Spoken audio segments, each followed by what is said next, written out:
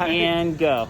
Okay, so how I like to do my stickering is I like to kind of start from one starting point at the walls and kind of just like wrap my way around into the shop, get all of the walls first, and then I'll start breaking off into the fixtures.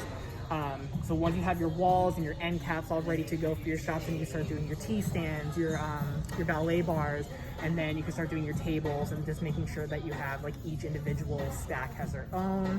And then like your shelves, each like back stack will be included in that first sticker that you ended up scanning. Okay, I'm gonna re-say what, let me see if I got this right. So it's important to have the same flight plan through each department so it's really consistent. You need to go like dom wall, back wall, or yeah, back wall, non-dom wall, and then maybe floor fixtures front to back. That way when people are hunting down stickers, they can find it easy. Right, so like for example, in boys, I ended up starting from the first end cap that we have, like all those graphic tees there, and then just kind of like moved into the dominant wall of that divider, and then starting from the back wall, and then again all the way around to the next divider, and then once all those walls and end caps are done, you can start doing all those T-stands and tables. Cool. Any other weird spots that were tough to sticker they should know about? I think the only other thing that can get a little tricky is like, for example, like a P3 store, we have like a lot of kind of like weird placement with our shop divider, so it's kind of like hard to determine like where should we stop from.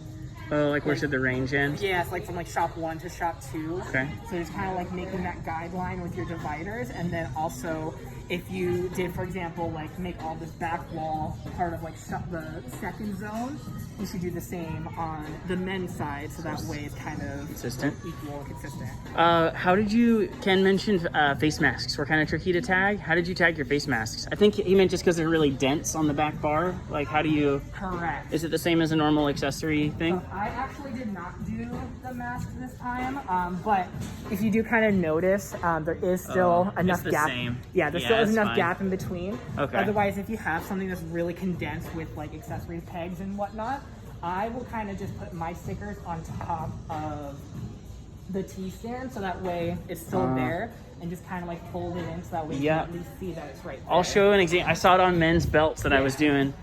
So yeah, that's what he's talking about. You can pop it on top instead of right next to it if it's not enough room between the stickers, as long as these don't get moved at all, because it'll screw up the sticker. And then I want to show you what they did with accessory pegs on areas where there's like a lot of things hanging on a side hang bar. That's not it. Dang it. Oh, here it is.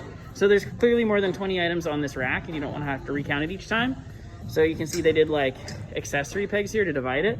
Probably could have done away with that one, but the other two kind of keep it separated. Anyway, any last words of wisdom? The other thing too is if you're going to divide it with face outs or accessory hooks, if you're a store like mine where we have like tons of masks and a lot of accessories that you kind of run scarce into these things. If like, for example, like in clearance, I scrapped using hooks in there. Let's go look at it. And we divided it by the size range. Oh, that's hecka smart. Okay, and then I'll let you go, Mike. Well, I think we're done. Thanks, dude. This is great. Yeah, so we just kind of had a section out right here, like between these two.